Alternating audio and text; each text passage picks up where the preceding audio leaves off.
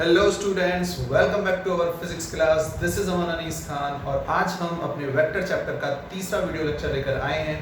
Last class में हमने vectors को जोड़ना सीखा था कि दो वेक्टर्स को जब हम ऐड करते हैं तो कौन कौन से रूल्स होते हैं और एडिशन के बाद जो रिजल्टेंट वेक्टर मिलता है उसका मैग्नीट्यूड और उसकी डायरेक्शन किस तरह से उन दोनों वेक्टर्स से रिलेट करती है। और आज हम इसको टॉपिक को आगे बढ़ाएंगे, तो स्टार्ट करते हैं। तो आज जिस टॉपिक से हम स्टार्ट करेंगे वो टॉपिक है सबट्रैक्शन ऑफ वेक्टर, यानी वेक्टर्स को घटाना। वेक्टर्स को जोड़ने के बारे में सब बात करते हैं, लेकिन वेक्टर्स को घटाया किस तरीके से जाता है।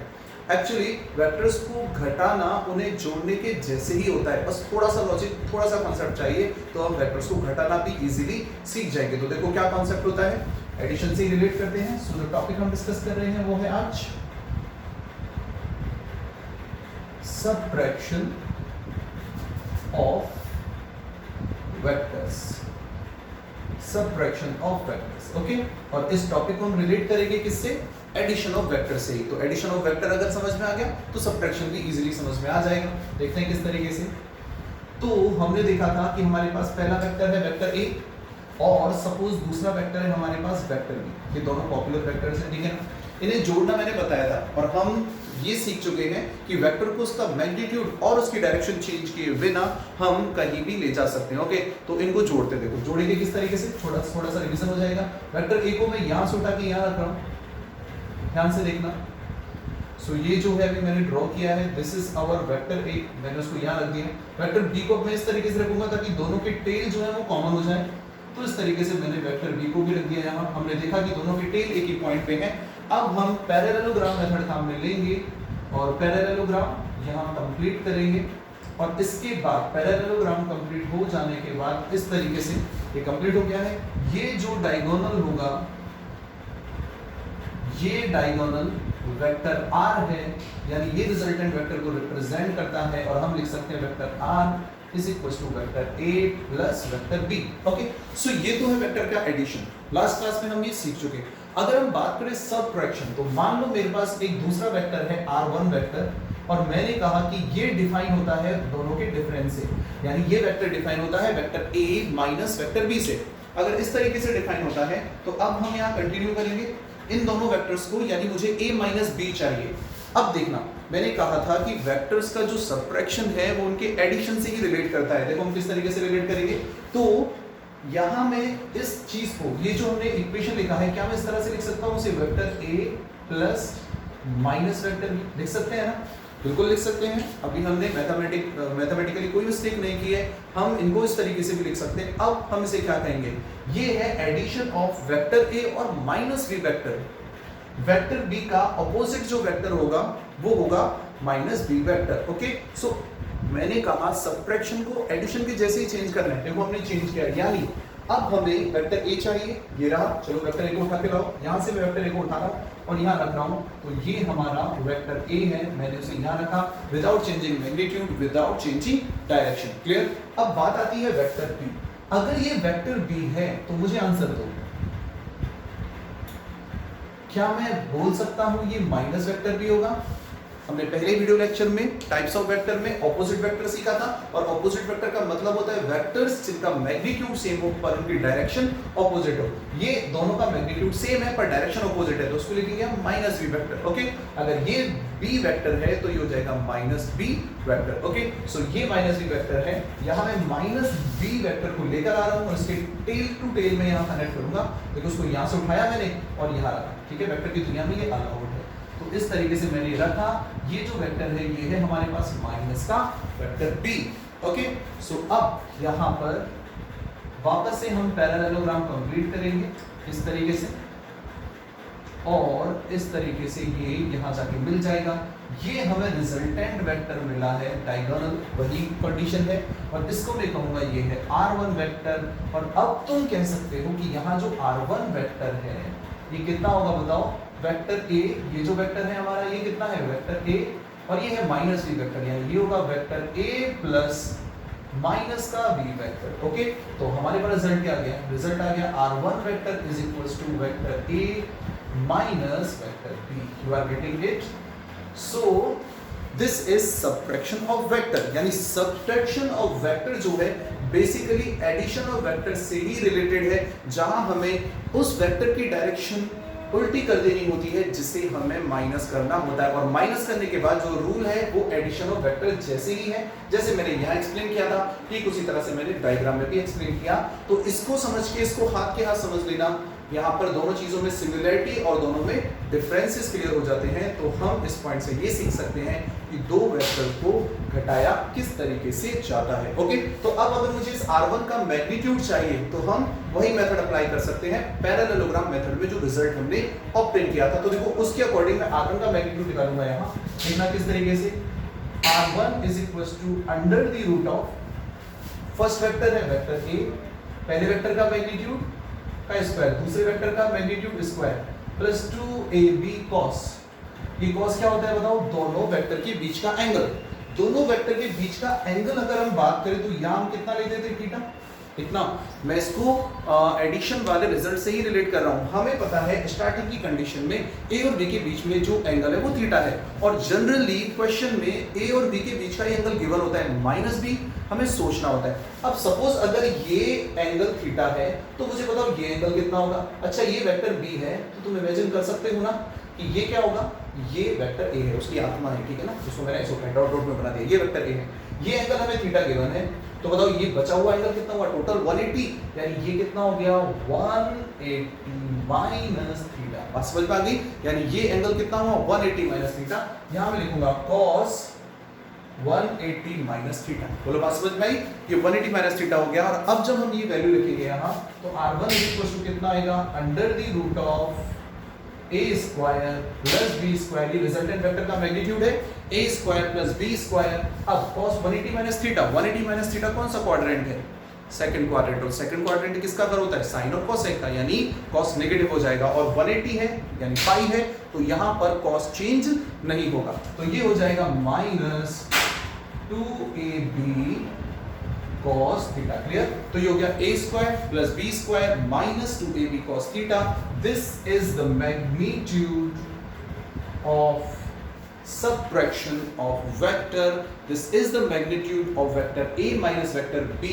अगर मैं पूछूं बताओ दोनों के सम का मैग्नीट्यूड कितना था, तो वो था under root a square plus b square plus 2ab cos theta, यहाँ प्लस आता है। पर यहाँ ध्यान रखने वाली इंपॉर्टेंट बात ये है जिससे कंफ्यूजन नहीं होगा, वो ये है कि यहाँ जो थीटा हम ले रहे हैं ये थीटा वेक्टर a और वेक्टर b के बीच का एंगल है, ना कि वेक्टर a और माइनस b के बीच का angle. You are getting it. तो एग्जाम में अगर वेक्टर a और वेक्टर b के बीच का एंगल गिवन हो तो हम ये फॉर्मूला काम में लेंगे उनके सबट्रैक्शन के केस में, और अगर डायरेक्ट ही तुम्हें a और माइनस b के बीच का एंगल गिवन हो तो फिर वही फॉर्मूला काम में ले लेना, under root a square plus b square plus 2ab cos theta. Okay, यहाँ हम एक और इंपॉर्टेंट कॉन्सेप्ट सीखते हैं कि दो वेक्टर्स के बीच में एंगल कैसे डिफाइन करते हैं, ठीक है ना, कि दो वेक्टर के बीच का एंगल कौन सा होता है। तो एक एग्जांपल के थ्रू हम ये क्लियर कर लेंगे। बोलो ये क्लियर हुआ सबको? तो यहाँ इस तरीके से हम देख सकते हैं। देखो चलो एक एग्जांपल लेते हैं और एग्जांपल में हम कुछ इंपॉर्टेंट कॉन्सेप्ट यहाँ सीखेंगे।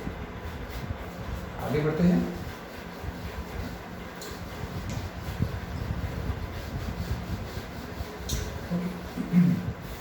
तो देखो सपोज दो वेक्टर हमें गिवन है और एक वेक्टर ये है और जो दूसरा वेक्टर है वो ये है। ओके, ये दो वेक्टर गिवन है, वेक्टर ए और ये है वेक्टर बी, और यहाँ हमें एंगल दे रखा है। ये एंगल कितना है 120 degree. You are getting it. ये एंगल 120 डिग्री दे रखा है। हमें पता करना है सबसे पहले तो magnitude of a plus B. हमें दे रखा है वेक्टर r1 जो है, r1 वेक्टर डिफाइन होता है vector a plus vector b से। r1 वेक्टर कैसे डिफाइन होता है, vector a plus vector b से, और एक वेक्टर है r2 वेक्टर और ये डिफाइन होता है vector a minus vector b से। ओके, और अब क्वेश्चन इस तरह से है, find out magnitudes, find out magnitudes of r1 vector and r2 vector, यानी इनके एडिशन का और इनके सबट्रैक्शन का हमें मैग्नीट्यूड पता करना है। पॉज करो वीडियो को और सॉल्व करो आगे। ओके, तो देखते हैं, चलो अब इसको सॉल्व करते हैं। क्या सॉल्यूशन रहेगा इसमें, चलो पहले डिस्कस करते हैं हम r1 के लिए, ठीक है ना, r1 के मैग्नीट्यूड के लिए। अब क्वेश्चन ये आता है कि वेक्टर ए और वेक्टर बी के बीच में एंगल कितना है। यहां हमें दिख रहा है 120। क्या वेक्टर ए और वेक्टर बी के बीच में एंगल 120 है? नहीं। दो वेक्टर्स के बीच का एंगल तब डिफाइन होता है जब उनके टेल्स एक ही पॉइंट पे हो। यानी अगर मुझे इनके बीच में एंगल डिफाइन करना है तो उनके टेल्स जो है वो एक ही पॉइंट पे होने चाहिए। देखो अभी इनके टेल एक पॉइंट पे नहीं है, ये एक दूसरे को फॉलो कर रहे हैं। तो देखो मैं किस तरीके से रीअरेंज करूंगा। वेक्टर बी ऐसे है, इसको एज इट इज यहां ड्रॉ करूंगा। ये हमारा वेक्टर बी है। वेक्टर ए यहां है, इसको मैं यहां रखूंगा, आगे रख दूंगा इसको मैं, क्योंकि मैं ऐसा हम चेंज कर सकते हैं। ये जो है वेक्टर ये हो गया हमारा vector A. You are getting it? तो ये वेक्टर ए हो गया, ये वेक्टर बी था और ये हमारा वेक्टर ए हो गया। क्लियर? चलो मैं ये दे देता हूँ। क्वेश्चन में गिवन है कि वेक्टर ए का जो मैग्नीट्यूड है वो वेक्टर बी के मैग्नीट्यूड के बराबर है और इन दोनों का जो मैग्नीट्यूड है वो कितना है x। ठीक है ना? ये दे रखा है हमें कि दोनों का मैग्नीट्यूड सेम है और मैग्नीट्यूड है कितना, इनका मैग्नीट्यूड x है। तो देखो अब इनके बीच में एंगल जो है ये होगा ए और बी के बीच का एंगल। तो हमने क्या कॉन्सेप्ट सीखा? दो वेक्टर्स के बीच में एंगल तभी डिफाइन होता है, तभी कहा जाता है जब उन दोनों के टेल एक ही पॉइंट पे हो, जब उनकी टेल, उनकी पूंछ एक ही पॉइंट पे हो। याद रखना, अगर ऐसे सर और पूंछ हो, हेड और टेल हो, तो उस केस में ये पॉसिबल नहीं है। यानी 120 इस क्वेश्चन में जो दे रखा है ये कंफ्यूज करने के लिए दे रखा है, ताकि बच्चे कंफ्यूज हो और क्वेश्चन को गलत कर दे। बात समझ में आई? तो इसका मतलब दो वेक्टर के बीच में एंगल कब डिफाइन होता है? जब उनके टेल एक ही पॉइंट पे हो। और अब तुम बता सकते हो, देखो क्वेश्चन में ये जो एंगल गिवन है ये 120 है, तो बताओ ये कितना हो जाएगा? ये हो गया 60। यानी ए और बी के बीच में एंगल कितना है? 60। तो देखो हमने सीखा यहाँ हमने क्या सीखा कॉन्सेप्ट में, यहाँ लिख रहा हूं angle between vector A and vector B is 60 degree. You are getting it? तो अब आज के बाद याद रखना, किसी भी क्वेश्चन में अगर कंफ्यूज करने के लिए कुछ अलग एंगल दिया भी है तो पहले ये चेक करना कि क्या दोनों वेक्टर टेल से कनेक्टेड हैं। अगर टेल से कनेक्टेड है और एंगल गिवन है तो बिल्कुल सही है, लेकिन अगर टेल से कनेक्टेड नहीं है और एंगल गिवन है तो पहले उनको टेल से कनेक्ट करो और फिर एंगल ऑब्टेन करने की कोशिश करो। ओके, तो अब यहाँ 60 डिग्री है, अब हम कैलकुलेट कर सकते हैं। बताओ रिजल्टेंट कैसे निकालेंगे? सर हमारे पास पैरेललोग्राम मेथड है, लगाओ पैरेललोग्राम मेथड। ये पैरेललोग्राम कंप्लीट हुआ, this is the resultant. Question वाले ने कहा है कि ये R1 है। बताओ R1 का मैग्नीट्यूड कितना होगा? R1 is equal to under the root of a square plus b square plus 2ab cos 60। बीच में एंगल कितना है? 60। ओके, अब वैल्यू पुट कर देते हैं। R1 is equal to under the root of, बताओ a कितना? x square plus x square plus 2xx into cos 60। और cos 60 कितना होता है? वो sin 30 के बराबर 1, y 2 के बराबर 2 से 2 कैंसिल आउट हुआ। R1 कितना आया? Under the root of x square plus x square बराबर under the root of 3x square. हमारे पास R1 आ चुका है, कितना आया? Under root 3x। रूट में से अंडर रूट 3 रह जाएगा और x स्क्वायर अपने स्क्वायर देकर x हो जाएगा। इस तरह से यहाँ पर हमारे पास R1 का मैग्नीट्यूड आ गया। यानी इन दोनों वेक्टर का जो सम है उसका मैग्नीट्यूड हमें कितना मिला? Root 3x। You are getting it? Okay, तो अब नेक्स्ट अगर हम देखें तो अब हमें कैलकुलेट करना है कि इस केस में सेकंड वाला जो पॉइंट है कि इनका जो सबट्रैक्शन है उसका मैग्नीट्यूड कितना होगा।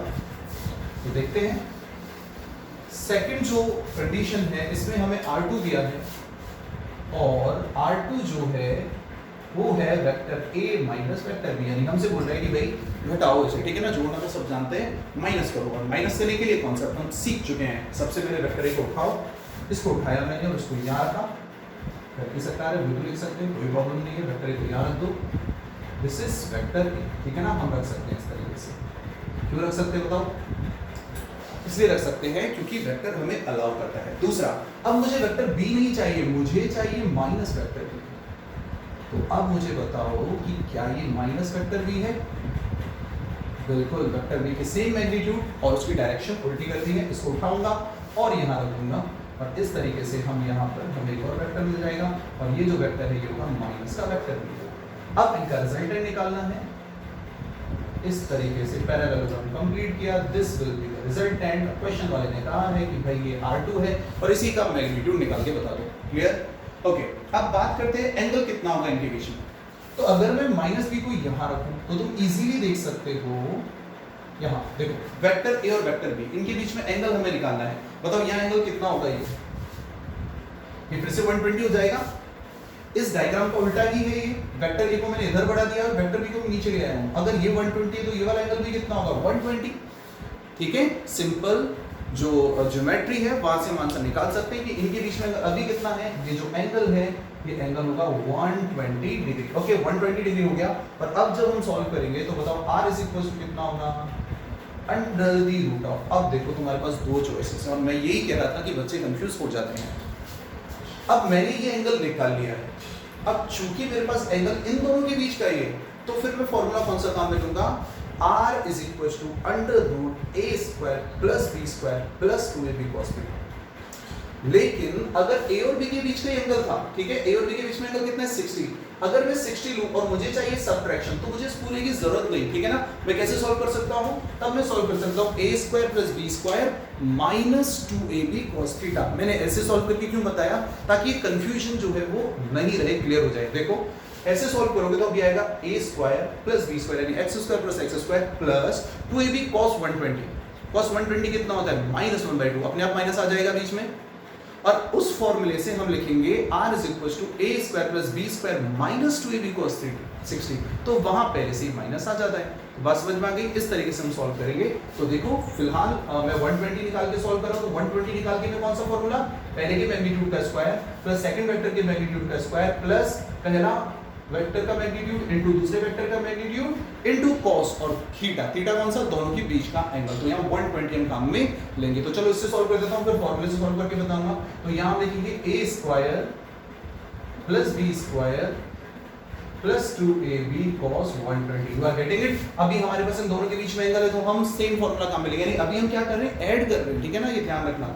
तो r इज इक्वल टू कितना आ जाएगा, अंडर द रूट ऑफ, बोलो, x square plus x square plus 2x square और 1 cos 120 माइनस 1/2। ठीक है, cos 180 माइनस 60 करके तुम आंसर निकाल सकते हो। कैसे निकालते हैं इसको हम, cos 180 माइनस 60 ये हो जाता है, बोलो, cos 180 माइनस 60 माइनस cos 60 और माइनस cos 60 माइनस 1/2। ठीक है, ट्रिग्नोमेट्री में हम ये सीखते हैं बेसिक मैथमेटिकल कॉन्सेप्ट्स के अंदर, ठीक है ना। तो बेसिक ट्रिग्नोमेट्री है ये, और ये हो जाएगा माइनस 1/2, 2 से 2 कैंसिल आउट हुआ और एक x स्क्वायर से x स्क्वायर चला जाएगा। r इज इक्वल टू कितना आया बताओ, r2 है ये, r2 कितना आया, under the root of x square यानी कितना आया x। अरे ये तो हमने लास्ट क्लास में सीख लिया था कि अगर दो वेक्टर के बीच में एंगल 120 हो और दोनों का मैग्नीट्यूड सेम हो तो रिजल्टेंट भी उतना ही होता है। ओके, सो ये हुआ। अब देखो ये तो हुआ इसका मेथड 1, ये तो मैंने पूरा डिटेल कर दिया, मैंने a और माइनस b बनाए, उनके रिजल्टेंट को ड्रॉ किया, उनके बीच का एंगल भी निकाल लिया। लेकिन अगर मैं डायरेक्ट करता, ठीक है ना, डायरेक्ट, चलो हम इसको यहाँ सॉल्व कर लेते हैं। तो अगर मैं इसको डायरेक्ट करता तो फिर हम फॉर्मूला काम में ले सकते हैं। तो इसका जो सेकंड पार्ट है इसे मैं डायरेक्ट सॉल्व कर रहा हूँ, और डायरेक्ट सॉल्व कैसे करेंगे, हम लिखेंगे r2 is equal to, subtraction है तो a square plus b square, formula बताया है 2ab cos थीटा। ये फॉर्मूला सबट्रैक्शन का फॉर्मूला है और तब काम में लेना है जब थीटा कौन सा रखोगे, वेक्टर a और वेक्टर b के बीच का। तो देखो यहाँ थीटा जो है, अगर हम ध्यान से देखें, वेक्टर a और वेक्टर b के बीच का एंगल है, और थीटा कितना है 60। हम ऑलरेडी निकाल चुके थे कि थीटा कितना है 60। रखो r2 is equal to under the root of x square plus x square minus 2 into x into cos 60। cos 60 कितना होता है 1/2 under the root of x square plus x square minus 2x square into 1/2, 2 से 2 cancel out हुआ, x square से x square गया, r2 फिर से कितना आया, अंडर रूट x स्क्वायर यानी कि x। यही आंसर हमारा आया है।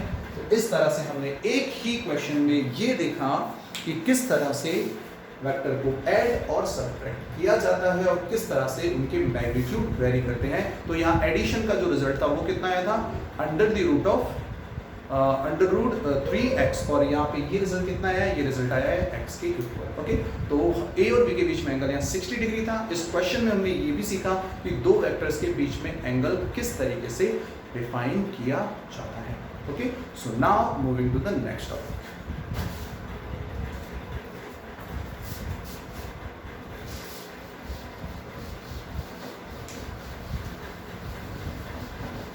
So keep on practicing.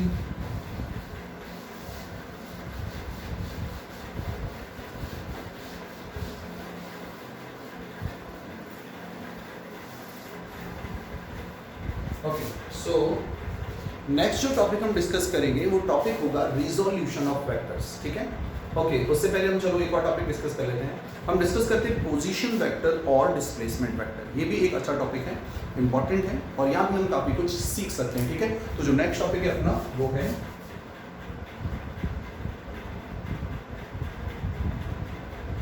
Position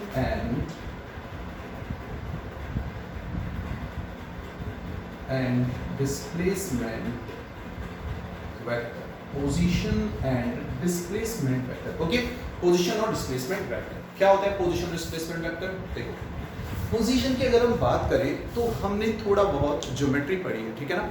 हम ग्राफिकल स्टडी करते हैं और हमें पता है ग्राफ में किसी पॉइंट के कोऑर्डिनेट्स होते हैं और वो कोऑर्डिनेट्स उसके पोजीशन को बताते हैं। जैसे मैं लिख रहा हूँ किसी पॉइंट के कोऑर्डिनेट 2,3 है एक्स वाई एक्सिस पे, तो इसका मतलब वो एक्स एक्सिस पे कितना चलना पड़ता है 2 और वाई एक्सिस पे कितना चलना पड़ा 3। ये 2,3 उसके क्या है? कोऑर्डिनेट्स हैं और इन कोऑर्डिनेट्स के अकॉर्डिंग हम ग्राफ पर उस पॉइंट की लोकेशन इजीली ट्रेस कर सकते हैं, हम पता कर सकते हैं कि वो पॉइंट कहाँ होगा।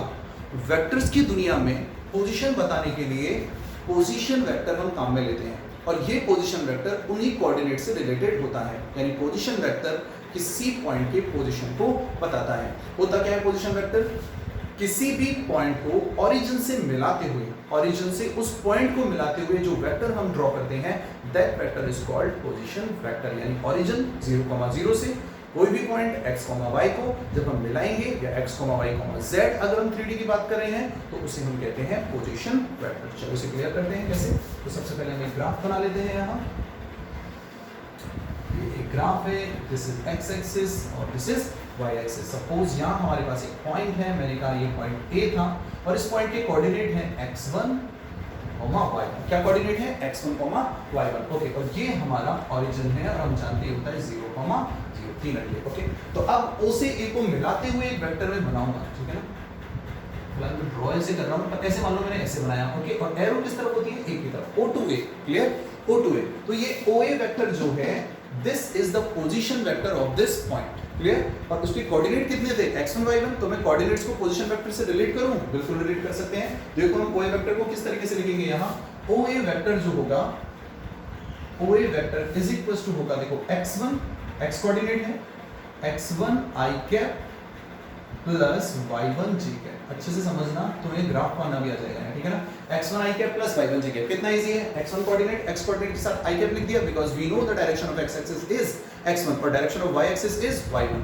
कोऑर्डिनेट का सीधा साधा सच्चा सा मतलब क्या होता है कि इस पॉइंट के कोऑर्डिनेट x1 और y1 है। ज्योमेट्री में इसका मतलब है कि इस पॉइंट तक पहुंचने के लिए हमें x एक्सिस पे कितना चलना पड़ेगा x1 और y एक्सिस पे कितना चलना पड़ेगा y1। बात समझ में आई?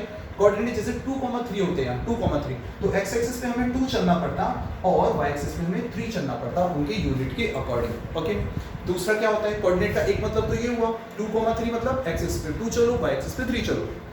कोई पॉइंट है 2,3, 4, इसका मतलब एक्सिस पे 2 चलो, y एक्सिस पे 3 चलो और 4 चलो z एक्सिस पे। ये तरीका है। दूसरा देखो, एक और इंपॉर्टेंट मतलब क्या है, मतलब कोऑर्डिनेट से हम दो चीजें सीखते हैं। एक मैं बता चुका हूं किस तरह से उस कोऑर्डिनेट तक पहुंचा जाता है। दूसरा, x कोऑर्डिनेट y एक्सिस से डिस्टेंस होती है और y कोऑर्डिनेट x एक्सिस से डिस्टेंस होती है। कैसे?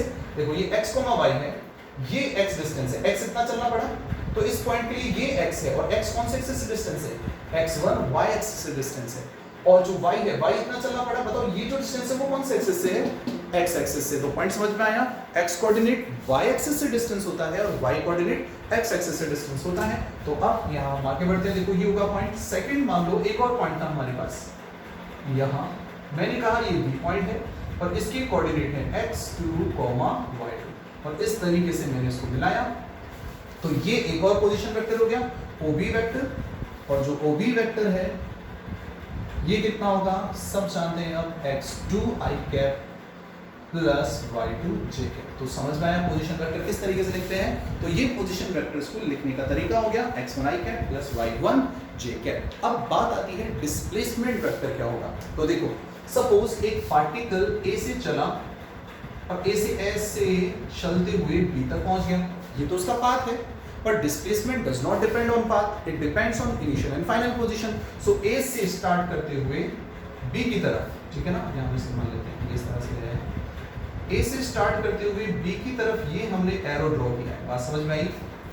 ये जो है दिस इज डिस्प्लेसमेंट वेक्टर और ये है हमारा displacement vector AB vector, clear? तो डिस्प्लेसमेंट हो गया AB वेक्टर, OA वेक्टर हो गया पोजीशन, OB वेक्टर भी पोजीशन वेक्टर है और साफ साफ दिख रहा है कि AB vector is displacement vector. तो ये दोनों तो हो गए position vector.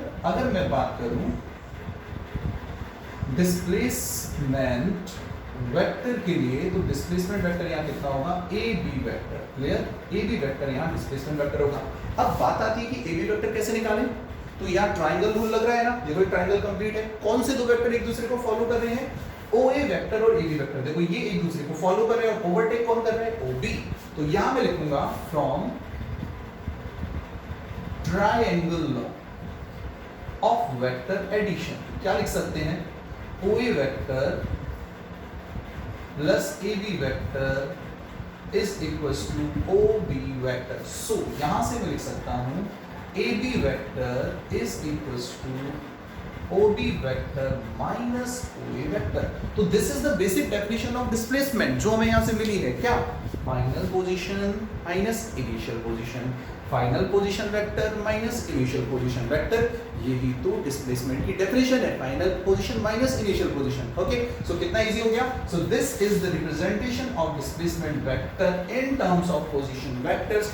So AB vector is equal to OB vector minus OA vector. अगर मुझे AB वेक्टर का मैग्नीट्यूड चाहिए तो यहां लिख रहा हूं मैं, देखो AB vector is equal to OB vector, बताओ कितना है?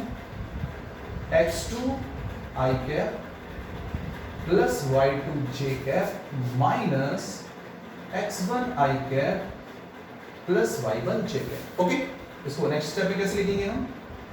AB vector is equal to x2 minus x1 common आ जाएगा, x2 minus x1 i cap plus y2 minus y1 j cap. Okay, so this is the displacement vector in terms of position vector. तो ये हुआ position vector और displacement vector का discussion. अब हम ये सीखेंगे कि पोजीशन वेक्टर हमें और क्या क्या सिखाता है। तो देखते हैं, देखो यहाँ तक क्लियर है सबको? स्क्रीनशॉट लो, नोट करो ये, थोड़ा आगे बढ़ते हैं। देखो पोजीशन वेक्टर हमें और क्या क्या सिखाएगा, तो वो देखते हैं। देखो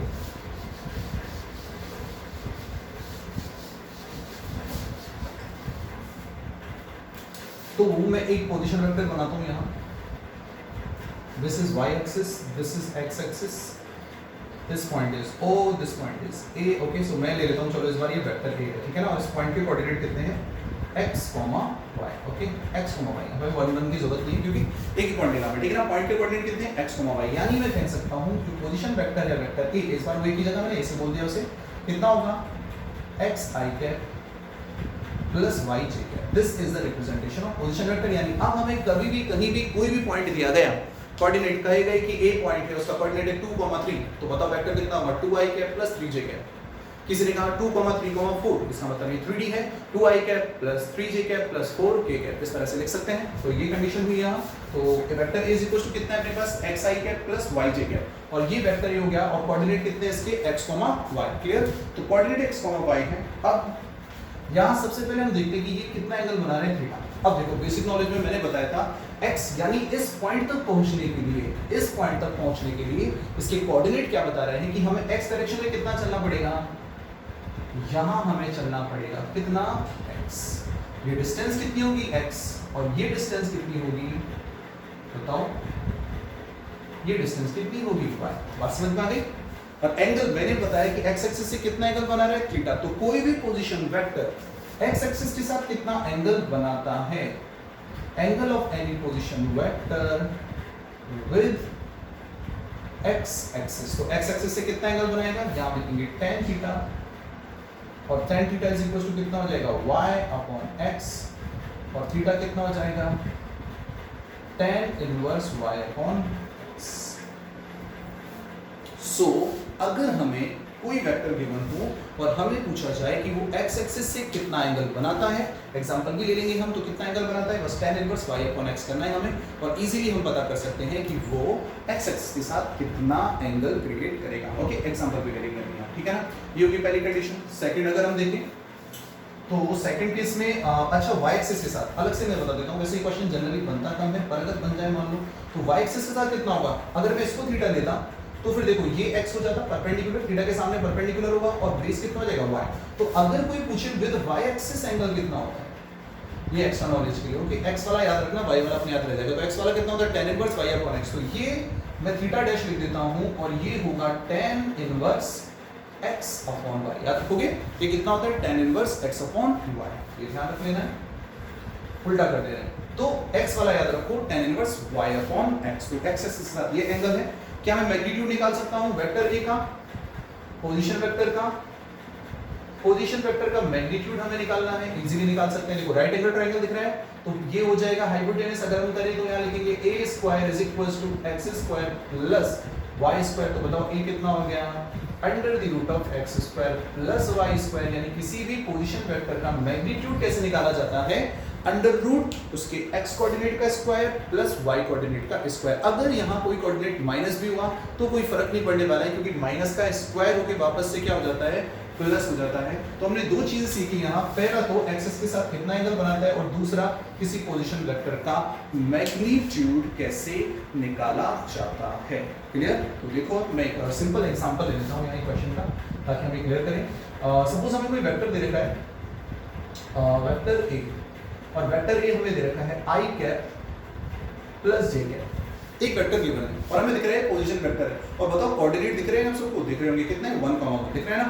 i कैप का जो मल्टीपल है वो कितना है 1 और j कैप का मल्टीपल भी कितना है 1, तो कोऑर्डिनेट कितने हो गए 1, 1। ओके, सो इसमें हमें सबसे पहले तो कैलकुलेट करना है magnitude of this vector, find out magnitude, और सेकंड हमसे पूछा जा रहा है angle with x axis, angle with x axis. Okay चलो करो सॉल्व, वीडियो पॉज करके इजीली निकाल सकते हो, बहुत इजी है। देखो मैग्नीट्यूड तो कितना हो जाएगा, a is equal to under the root of x coordinate 1 का स्क्वायर प्लस y कोऑर्डिनेट 1 का स्क्वायर, यानी कि i कैप के मल्टीपल का स्क्वायर प्लस j कैप के मल्टीपल का स्क्वायर, कितना आ जाएगा अंडर रूट 1 प्लस 1, यानी कितना आ गया अंडर रूट 2 यूनिट, जो भी यूनिट हो उसके अकॉर्डिंग। क्लियर? तो ये हमारे पास आया a अंडर रूट 2 यूनिट। और अब थीटा की बात करें, angle with x axis,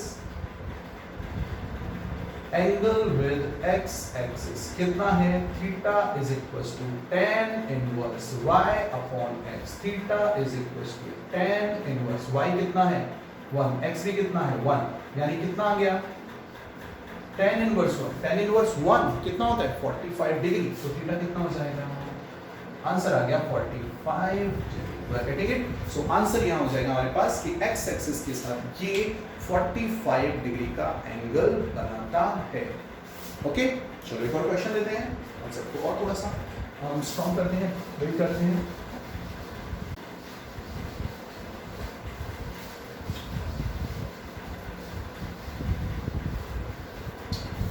suppose हमें गिवन है वेक्टर b और वेक्टर b है i minus j। Okay, vector b जो है एंगल वो कितना गिवन है हमें i माइनस j, ये वेक्टर भी वेक्टर गिवन है। ओके, इसका मैग्नीट्यूड भी अगर हम निकालेंगे बताओ कितना होगा, magnitude b is equal to under root i cap का जो मल्टीपल है कितना है 1 का स्क्वायर प्लस j कैप का मल्टीपल कितना है बताओ -1 का स्क्वायर। तो इसलिए मैंने कहा था कि अगर माइनस आ भी जाए तो फर्क नहीं पड़ता, मैग्नीट्यूड उतना ही रहता है। बताओ कितना हो जाएगा under the root of 1 plus 1, so हम लिख सकते हैं मैग्नीट्यूड कितना होगा under root 2 unit. Okay, so ये हो जाएगा अंडर रूट 2 यूनिट। अब अगर हम बात करें थीटा के केस में, ठीक है, तो थीटा के केस में अगर हम बात करेंगे तो ये जो होगा, अगर हम वेक्टर b निकालें यहाँ तो थीटा इज इक्वल टू कितना लिखेंगे बताओ, tan inverse y upon x, आगे सॉल्व कर सकते हो, y के लिए माइनस रख देंगे, थीटा नेगेटिव आ जाएगा, थीटा इज इक्वल टू होगा tan इनवर्स, बताओ y कितना है, y कोऑर्डिनेट है -1 और x कंपेयर करेंगे, x कितना है 1, तो ये हो गया tan इनवर्स -1। ठीक है, यानी हम लिख सकते हैं यहाँ कि tan theta is equal to कितना होगा बताओ, tan theta is equal to -1। ठीक है, अब हमें देखना है कि tan जो है वो कौन कौन सी क्वाड्रेंट में नेगेटिव होता है। अगर हम बात करें तो पहले में सब पॉजिटिव होते हैं और थर्ड में भी सब पॉजिटिव होते हैं, थोड़ी बेसिक ट्रिग्नोमेट्री है, तो ये सेकंड क्वाड्रेंट हो सकता है या फोर्थ क्वाड्रेंट हो सकता है। चलो देखो यहाँ इसको रोकते हैं, अगर मैं ग्राफिकल रिप्रेजेंटेशन देखूं, हमने एक पॉइंट देखा कि इसका मैग्नीट्यूड भी √2 आया और इसका मैग्नीट्यूड भी कितना आया अंडर √2, ये कैसे पॉसिबल है, देखो दिस इज एक्स एक्सिस, ये वाई एक्सिस है और ये वाई। मैं ग्राफिकल रिप्रेजेंटेशन से ये कॉन्सेप्ट बिल्कुल ही क्लियर कर रहा हूँ, ठीक है ना। तो देखो यहाँ अगर मैं वेक्टर देखूँ, इसकी कोऑर्डिनेट 1,1 है, इस पॉइंट की कोऑर्डिनेट है 1,1, तो क्या मैं बोल सकता हूँ ये वेक्टर ए है, क्योंकि इसका जो पोजीशन वेक्टर है वो कितना हो जाएगा, आई कैप प्लस जे कैप। ओके, सेकंड के लिए 1,-1, इसकी कोऑर्डिनेट कितनी होंगी 1,-1, यानी x तो पॉजिटिव है लेकिन y नेगेटिव है, तो y नेगेटिव एक्सिस ये रहा, यानी ये वेक्टर इस तरीके से जाएगा नीचे की तरफ और ये हो जाएगा 1,-1। You are getting it. तो ये कितना हो जाएगा 1,-1, ये कंडीशन हो जाएगी। तो बताओ इस केस में दोनों का मैग्नीट्यूड तो सेम है ना, डायरेक्शन भले ही अलग अलग लेकिन मैग्नीट्यूड कैसा है, सेम। क्लियर। तो यहां मैं इसको लिख सकता हूं tan theta is equal to, ये क्लियर हो गया ना कि डायरेक्शन अलग है लेकिन मैग्नीट्यूड सेम है, ग्राफ से क्लियर हो जाता है। मैं इसको लिख सकता हूं -tan45, लिख सकते हैं, बिल्कुल लिख सकते हैं, क्योंकि tan 45 1 होता है। क्या मैं इसको इस तरह से लिख दूं tan -45, माइनस को अंदर ले गए हैं, ठीक है, क्योंकि ट्रिग्नोमेट्री में हम सीखते हैं tan -theta is equal to -tan theta, ठीक है। सिर्फ कॉस और सेक होते हैं जो माइनस को प्लस कर देते हैं, बाकी सब माइनस को उगल देते हैं। ये फॉर्मूला हम सीखेंगे, ठीक है। तो यहाँ माइनस, बताओ थीटा कितना आया, थीटा मैं लिख सकता हूँ -45 डिग्री। ये माइनस क्यों आ रहा है, क्योंकि हम इस डायरेक्शन में जा रहे हैं, ठीक है ना। ये थीटा की पॉजिटिव डायरेक्शन होती है, तो ये है +45 डिग्री, और ये थीटा की नेगेटिव। ये इस तरह से पॉजिटिव चलता है, 0 से 90, 90 से 180, 180 से 270 और फिर 360, ये नेगेटिव डायरेक्शन है। सो इस एंगल को हम कितना बोलेंगे, -45 डिग्री। तो यहाँ से हमें डायरेक्शन भी पता चल रही है और यहाँ से हमें मैग्नीट्यूड भी पता चल रहा है। सो ये है हमारा पोजीशन और डिस्प्लेसमेंट वेक्टर से related concepts. Okay, so now moving to the next concept, और जो नेक्स्ट कॉन्सेप्ट है वो होगा हमारा रिजोल्यूशन ऑफ वेक्टर्स। ओके, तो वेक्टर्स में एक और टॉपिक सीखते हैं और नेक्स्ट जो है वो है resolution of vectors.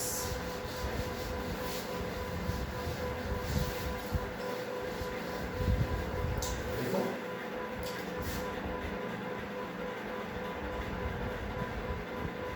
Resolution of vectors यानी वेक्टर्स को तोड़ना। और अब जब हमने पोजीशन और डिस्प्लेसमेंट वेक्टर्स को पढ़ लिया है तो रिजोल्यूशन हमें काफी इजी लगेगा, रिजोल्यूशन वेक्टर समझना काफी इजी लगेगा। देखो ये भी एक इंटरेस्टिंग टॉपिक है। सपोज यहाँ और ये देखो बहुत ज्यादा काम में आता है, रिजोल्यूशन फिजिक्स में बड़ा काम में आता है, यानी किसी वेक्टर को उसके कंपोनेंट्स में तोड़ देना। एक्चुअली अगर हम मोशन इन अ प्लेन पढ़ा गया, अभी हमने motion in a straight line पढ़ा है, मोशन इन अ प्लेन अगर हम पढ़े तो वहां हमें किसी मोशन को, वेलोसिटी को दो पार्ट में तोड़ना होता है, एक्स में अलग और वाई में अलग।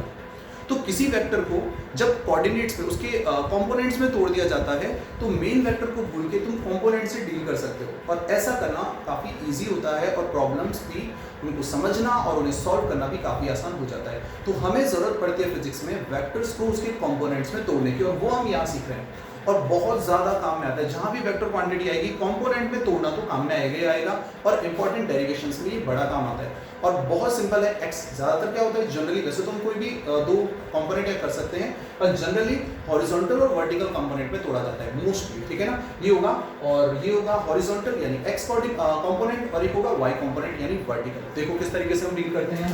तो बहुत ईजी है ये टॉपिक और काफ़ी इंटरेस्टिंग भी है, और यहाँ जो तुम सीखोगे बड़ा काम आएगा, ठीक है ना, बहुत काम में आएगा ये डेरिवेशंस में। तो सपोज ये हमारे पास वेक्टर ए है, क्लियर। अब इस वेक्टर के दो कंपोनेंट हो सकते हैं, यानी एक पक्षी की तरह इसके दो विंग है, जो कंपोनेंट है तो वो उसके क्या होते हैं, दो पंख की तरह है। तो एक इसका जो कंपोनेंट है ये इस तरह से होता है, एक्स कंपोनेंट आएगा, और दूसरा कंपोनेंट है वो कौन सा आएगा, वाई कंपोनेंट, यानी एक्स परछाई और दूसरी वाई परछाई। इसको तुम पंख भी मान सकते हो, परछाई भी मान सकते हो, लेकिन याद रखना ये बिल्कुल परपेंडिकुलरली केस में डिफाइन होते हैं, ठीक है ना, दोनों 99। एक तो इस पॉइंट से मैंने एक्स एक्सिस पे परपेंडिकुलर डाला और दूसरा वाई एक्सिस पे, ये वही कोऑर्डिनेट्स है और उससे मिलती जुलती चीजें हैं। ये जो वेक्टर मुझे मिला है इसे मैं कहूंगा ax, ये इसका x कंपोनेंट है, क्लियर। और एक मुझे ये y डायरेक्शन में मिला है, इसको मैं कहूंगा y, यानी इस वेक्टर के दो कंपोनेंट है, एक x और एक y, यानी दोनों एक्सिस में इंपैक्ट रखता है अपना। तो किस तरीके से लिखा जाएगा वेक्टर ए को, देखो रिजोल्यूशन के केस में, तोड़ने के केस में, वेक्टर ए को मैं लिखूंगा ax i cap plus ay j cap. x axis पे कितना चलना पड़ा ax, और y एक्सिस पे कितना चलना पड़ा ay। थोड़ी देर पहले इसी तरह से मैंने पोजीशन वेक्टर को भी एक्सप्लेन किया था। क्लियर? तो इस बार हमने वेक्टर ए को उसके दो कंपोनेंट में तोड़ा है। x कंपोनेंट जो है वो है ax i cap, y component जो है वो है ay j cap. x component का मैग्नीट्यूड है ax और y कंपोनेंट का मैग्नीट्यूड है यहाँ ay। ओके, अगर ये ay है तो ये भी कितना हो जाएगा, ये भी हो जाएगा ay। क्लियर? तो ये हुआ किसी वेक्टर को कंपोनेंट में तोड़ने का तरीका। अब मैं ये मान के चल रहा हूं कि ये वेक्टर x एक्सिस से कितना एंगल बनाता है, कितना एंगल बनाता है, थीटा। अब हम जो कंपोनेंट है x और y उनका मैग्नीट्यूड वेक्टर के मैग्नीट्यूड के फॉर्म में ही निकालने की कोशिश करेंगे। देखो किस तरीके से निकालेंगे। अगर इस ट्राइंगल में O, इस पॉइंट को बोल देता हूं P, इस पॉइंट को बोल देता हूं Q, इन ट्राइंगल OPQ सबसे पहले यहां cos थीटा लो। cos theta is equal to कितना होता है b अपॉन h। b कितना है, बेस ax, और h कितना है, हाइपोटेनस कितना है बताओ, यहाँ पे a पूरा, इसका मैग्नीट्यूड तो a ही है। तो बताओ ax कितना आया, ax बराबर आया a cos थीटा। ऐसे समझ लो कि ये हम पहली और आखिरी बार कर रहे हैं। आज के बाद फिजिक्स में कभी भी कंपोनेंट करने होंगे, हम कभी भी इस तरह से नहीं करेंगे, बेसिक ट्रिग्नोमेट्री है। x कंपोनेंट कितना आया बताओ, a cos थीटा। ठीक उसी तरह से अगर y कंपोनेंट की मैं बात करूं तो ay, तो ay के लिए सबसे पहले मैं क्या लूंगा, यहाँ sin थीटा लूंगा। बताओ sin थीटा क्या होगा, परपेंडिकुलर अपॉन h। परपेंडिकुलर कितना है, ay और h अभी भी लिखना है। a बताओ ay कितना होगा, a sin थीटा।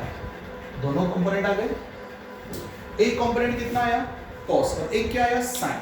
तो देखो x कंपोनेंट आया है ax, यानी a के लिए ax is equal to a cos theta, और y कंपोनेंट आया है ay is equal to a sin theta. समझने और याद रखने वाली बात ये है कि x कंपोनेंट हमेशा, x कंपोनेंट जो है, और सॉरी थीटा के पास वाला कंपोनेंट हमेशा cos होगा, और थीटा से दूर वाला जो कंपोनेंट है वो हमेशा sin होगा। थीटा के पास वाला कंपोनेंट जो है यहाँ पे वो क्या है, cos, और थीटा से दूर वाला कंपोनेंट यहाँ पे कितना आ गया, sin।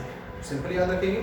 ठीक है, अगर मैं थीटा यहां ले लेता तो उस केस में ये cos आता और ये sin आता। इसीलिए तुम देख सकते हो, देखो जल्दी से मैं एक्सप्लेन कर देता हूं क्योंकि कई बार इस तरह से भी काम आ जाता है। मान लो ये वेक्टर a है, इस बार ये थीटा है, तो अगर ये थीटा गिवन है तो यहां पर ये हो जाएगा ax और ये हो जाएगा ay।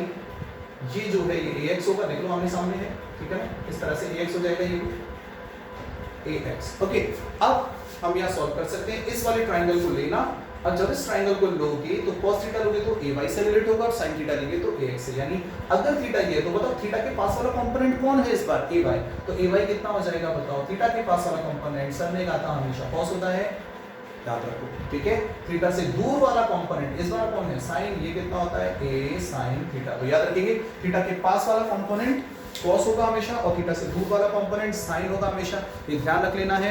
यानी एंगल चाहे यहाँ हो, जनरली x के साथ ही होता है, लेकिन अगर y के साथ भी एंगल गिवन हो तो कंफ्यूजन नहीं होना।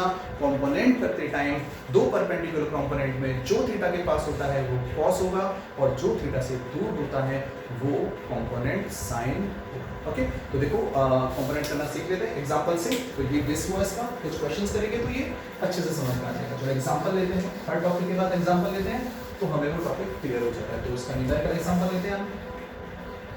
क्वेश्चन सपोज हमें गिवन है कि एक वेक्टर है और उस वेक्टर का जो मैग्नीट्यूड है वो है 10 न्यूटन। कितना, यानी एक फोर्स वेक्टर है, वेक्टर F है। ओके, 10 न्यूटन पढ़ते हैं हमें समझ में आएगा कि ये फोर्स वेक्टर है, 10 न्यूटन है, और ये जो वेक्टर है ये x एक्सिस के साथ 60 डिग्री एंगल बनाता है। अब हमसे पूछा जा रहा है कि इसका x कंपोनेंट का और y कंपोनेंट पता करो, मैग्नीट्यूड कितना होगा। तो देखते हैं, चलो यहाँ से हम देखेंगे इस तरीके से x एक्सिस के साथ दे रखा है एंगल, तो ये हो जाएगा fx, और y कंपोनेंट क्या होगा, ये हो जाएगा fy। क्लियर है क्या? बताओ fx कितना होगा, सबको पता है सर, थीटा के पास वाला है, ये होगा f cos 60। सिंपल, थीटा के पास वाला हमेशा cos होगा। बताओ f कितना है, 10 cos 60 कितना होता है, 1/2। बताओ कितना आया, 5 न्यूटन। यानी इसका x कंपोनेंट 5 न्यूटन हुआ। अगर मैं इसके y कंपोनेंट की बात करूं, बताओ y कितना हो जाएगा, ये हो जाएगा f sin 60। f कितना है, 10 sin 60 कितना होता है, √3/2। कितना आ गया बताओ, 5/√3 न्यूटन। बड़ा आसान है कंपोनेंट निकालना, तो कोई भी वेक्टर हो सकता है, उसका कंपोनेंट हम इस तरीके से कैलकुलेट कर सकते हैं। अब देखो यहाँ इन दोनों को अगर मैं एक करूं, ठीक है ना, ये छोटा एग्जांपल हुआ, वापस से टॉपिक पे आते हैं। ax और ay, अगर मुझे कंपोनेंट गिवन हो और वेक्टर का मैग्नीट्यूड निकालना हो तो दोनों को स्क्वायर करके ऐड करो, ax square plus a y square, बताओ कितना होगा, a square cos square theta plus a square sine square theta, a square common cos square theta plus sine square theta कितना होता है 1, बताओ ये कितना आ गया, a इज इक्वल टू आया under the root of ax square plus ay square. काफी सिंपल। तो इस तरीके से हम किसी वेक्टर के अगर कंपोनेंट गिवन हो तो मेन वेक्टर का मैग्नीट्यूड भी निकाल सकते हैं। अगर थीटा निकालना होगा तो इसको मैं फर्स्ट मान लेता हूं, इसको सेकंड मान लेता हूं, सेकंड को फर्स्ट से डिवाइड करो, डिवाइड करेंगे तो a y अपॉन ax, और ये कितना हो जाएगा, a से ये कैंसिल हो जाएगा, कितना आएगा tan theta is equals to ay upon ax, theta कितना आ गया tan inverse ay upon ax। इस तरीके से थीटा भी निकाल सकते हो। और ये तो अभी थोड़ी देर पहले हमने सीखा भी था, इसके अंदर हमने सीखा था पोजीशन वेक्टर के कॉन्सेप्ट के अंदर। ओके, तो ये कॉन्सेप्ट था इससे रिलेटेड। अगर एक और क्वेश्चन में दूं, यहाँ एक एग्जांपल और ले लेते हैं, स्क्रीनशॉट ले सकते हो। यहाँ देखो, सपोज हमें ये गिवन है कि कोई वेक्टर है और उस वेक्टर के दो कंपोनेंट में से, क्वेश्चन सुनो ध्यान से, किसी वेक्टर के दो परपेंडिकुलर कंपोनेंट में से एक का magnitude of one component, magnitude of one component is given, और वो हमें दे रखा है कि वो कितना है 10, ठीक है 10 यूनिट है, मैग्नीट्यूड ऑफ वन कंपोनेंट है 10 यूनिट, और ये component this component makes an angle 60 degree with vector, 60 degree with vector. Okay, so find magnitudes